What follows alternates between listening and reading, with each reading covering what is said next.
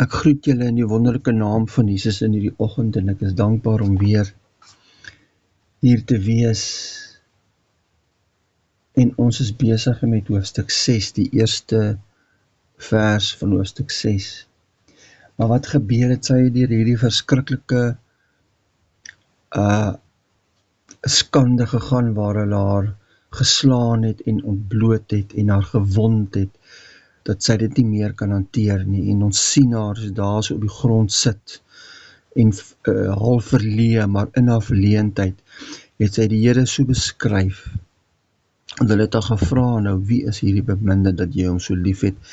En sy het hom so beskryf dat dit hulle so aangeraak het dat hulle nou hierdie beminde saam met haar wil soek.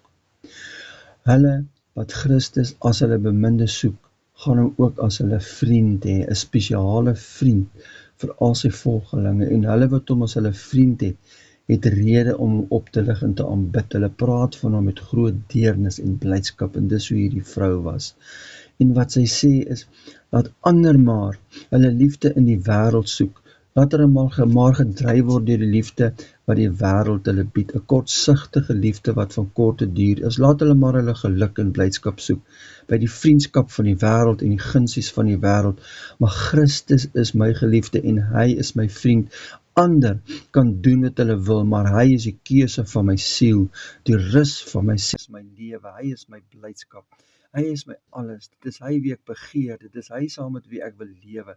En dit is hy saam met wie ek wil sterwe. Dit is wat hierdie vrou sê. Dit is hoe hierdie vrou voel. Nou as ons in hoofstuk 1 gaan kyk, dan sien ons, ek wil eers vers 1 lees, maar waar het die beminde heen gegaan, o skoonste onder die vroue, waarheen het die beminde hom gewend, dat ons hom saam met u kan soek? Sy was gevul met die varsheid van die lewe van die nuwe skepping, die nuwe opstandingslewe, die Christuslewe. Sy was gevul met die varsheid daarvan.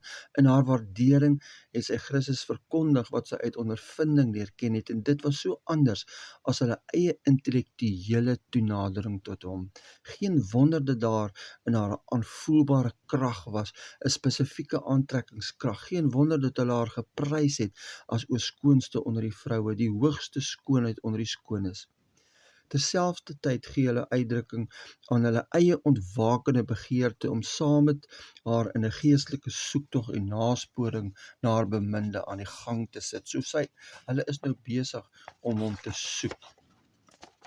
Saam met haar. Hoofstuk 6 vers 2 sê, my beminde het afgeloop na sy tuin. Nou hierdie tuin is haar tuin, en die Here het in hierdie tuin gesit en kyk wat sy vrugte het oplewer. Nou, hy het gegaan na die balsambeddings om hom te vermaak in die tuine om lelies te versamel. Nou, hier het 'n wonderlike openbaring in hoofstuk 6 vers 2 gebeur. 'n Openbaring wat almal van ons moet kry. 'n Openbaring van dat Christus in ons leef. Iets wat sy nie geweet het nie, word openbaar in hierdie vers 2. Terwyl sy hierdie toets deurgegaan het van die vorige hoofstuk, was haar beminde besig om die vrug in haar lewe te geniet waarvan 6 vers 2 praat. Hy het in haar tuin gesit toe die noordewind begin waai het en het gewag vir die vrug wat wel rykende geure moet voortbring tydens hierdie noordewind wat waai. Toe die struike en die blomme beskadig word as gevolg van die krag van die noordewind wat haar tuin so deurmekaar waai, het dit 'n lieflike geur opgelewer. In hierdie tuin is ook die kruis en die graf. Die ou mense is in die graf, maar daardie graf het nie oopgegaan en onaangename reuke van die dood versprei nie, maar sy het in haar nuwe lewe gewandel. Sy het nie die graf opgegrawe en in haar ou lewe gewandel nie. Sy het in daai nuwe lewe gewandel wat sy ontvang het. Toe hulle haar vra waar haar beminde is, het sy die openbaring deur die Heilige Gees ontvang dat haar beminde nie weg is nie, maar dat hy die vrug geniet van vers 10 tot 16 in die vorige hoofstuk wat haar tuin opgelewer het. In 6 vers 2 het daar seker die belangrikste realiteit in haar lewe deurgebreek. Wat die noodsaaklikste is in elke Christen se lewe, om vordering met die Here te maak tot 'n diep, vervulde geestelike lewe, en dit is die bewuswording van die inwonende Christus in haar innerlike mens. Dit is om te identifiseer met Christus. Dit is om te besef dat jy een is. Dit is om te besef dat sy kruis jou kruis is. Dit is om te weet dat daar geen skeiding kan kom tussen jou en hom nie. Romeine 8 sê, 35 tot 39, wie sal ons skei van die liefde van Christus? Verdrukking of benoudheid of vervolging of honger of naaktheid of gevaar of swaard. Want ek is verseker dat geen dood of lewe of engele of owerhede of magte of teenwoordige of toekomende dinge of hoogte of diepte of enige ander skepsel ons sal kan skei van die liefde van God wat daar in Christus Jesus onze Here is nie. Terwyl sy hierdie vervolging beleef het, terwyl hulle haar geslaan het, haar klere van haar afgeruk het, terwyl hulle haar verneder het, het sy hierdie liefde van Jesus ervaar, en sy het nie 'n skeiding ervaar nie. Sy het besef hy is weg, maar in haar innerlike mens, dit het vir haar gevoel asof hy weg is, maar in haar innerlike mens het sy hierdie liefde beleef. In vers 2 breek die openbaring deur van die Christuslewe wat in haar is, en die eenheid dat Christus haar nooit sal verlaat nie. Hier word sy gevestig in die evangelie wat Paulus van praat. Christus in jou, die hoop van heerlikheid. Terwyl dit donker was om haar, het sy besef dat hy nie weg is nie, maar in haar tuin is. Haar innerlike lewe en die vrug geniet wat tydens hierdie omstandighede uit haar lewe gevloei het. Dit wat hy in haar ingebou het vrug opgelewer, en hy kon dit geniet. Dit verander haar hele perspektief, en sy weet dat sy volkome aan hom behoort, en dat hy totaal in beheer is van haar hele bestaan, want sy sê in vers 6, vers 3, ek is my beminde sin.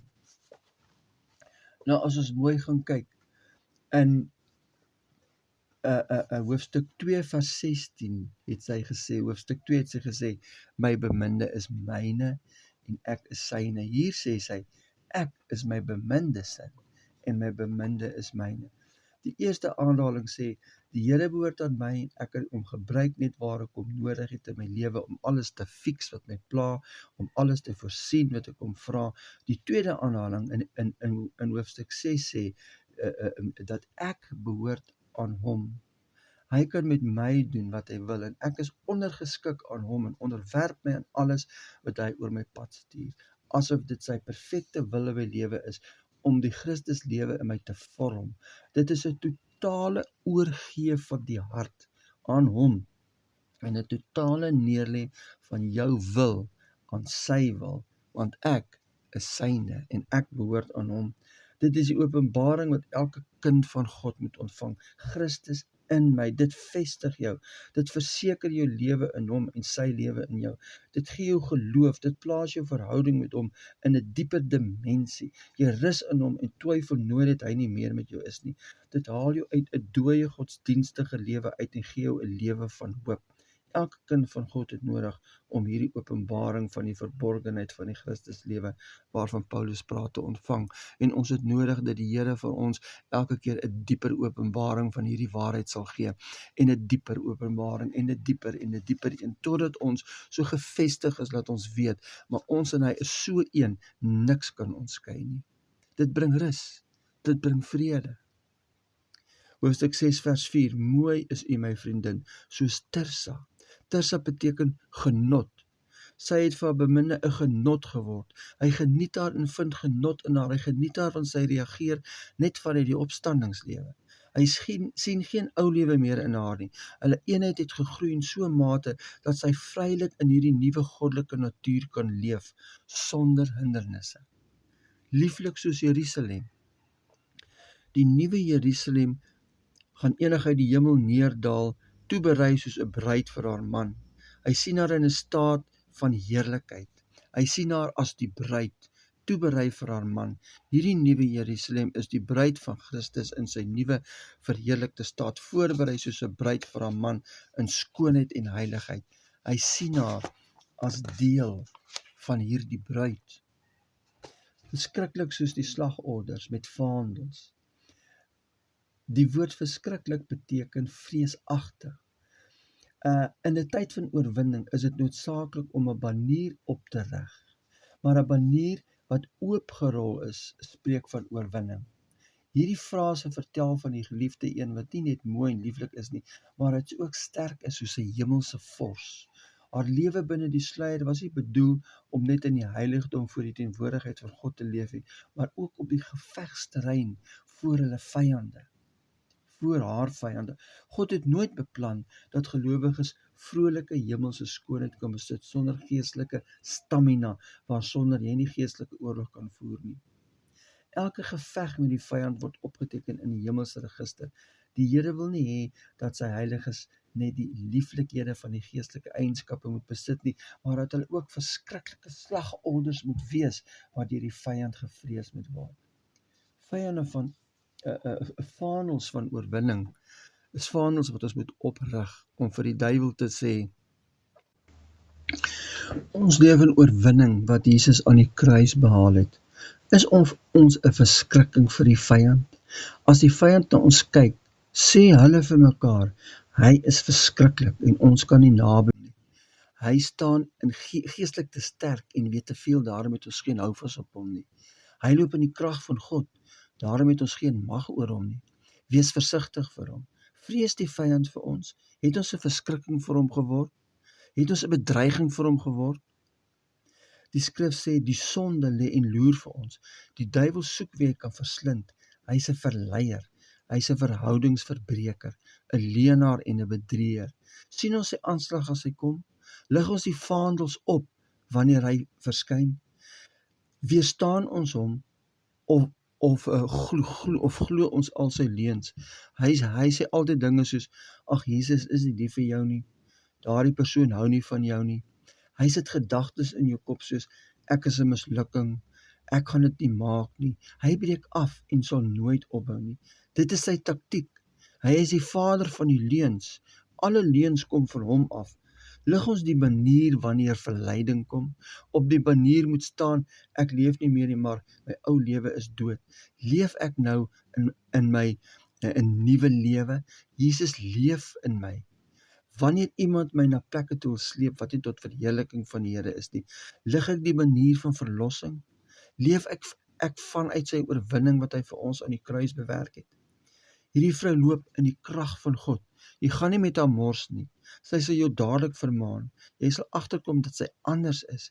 Jesus leef deur haar en sy leef in hemelse plekke. Sy leef in oorwinning en haar oë is gedurig op hom gerig. Daar is nie bitterheid in haar nie, en sy leef nie deur die emosies van haar siel nie. Sy praat met haar siel soos Dawid, en sy siel, wees rustig in my, en vertrou op God. Alles onderwerp sy aan Jesus Christus wat in haar leef. Hoe wonderlik is dit nie? Leef ons in daai oorwinning, rig ons die baniere op, wys ons die vyand, sê ons vir die vyand, dat ons is dood, weier ons om na hom te luister. Ag Vader, ons kom na U toe in hierdie oggend en ons bid dat U vir ons meer en meer openbaring sal gee van die realiteit waarin ons loop, van die realiteit van ons nuwe identiteit, in die realiteit van die nuwe lewe, Christus lewe wat in ons is, waaruit ons moet leef, dat ons daai ou lewe in die graf sal hou, en hom nie sal oopgrawe en in bitterheid sal optree, of in omstandighede wat nie U lewe tentoonstel nie. Ons kom bid in hierdie oggend en vra Vader, ons het U so nodig, ons het U genade so nodig, om ons te bekragtig met dit wat alreeds by die kruis gebeur het, dat ons uit daai oorwinning sal leef. U het alles klaar behaal, die oorwinning is alles klaar behaal, alles is klaar gedoen, en ons moet net uit daardie waarhede wandel. Gee ons daai openbaring. Ons bid so baie vir voorsiening. Here, maar laat ons bid vir openbaring. Laat ons ophou bid vir voorsiening, maar laat ons sal bid vir openbaring. Dat U vir ons sal wys wie ons is in U en wie U is in ons. En dat U ons sal wys dat ons die sonde wat ons so maklik omring, dat ons dit sal weerstaan, omdat U alle oorwinning daaroor behaal het. Ons bid dit in Jesus se wonderlike naam. Amen.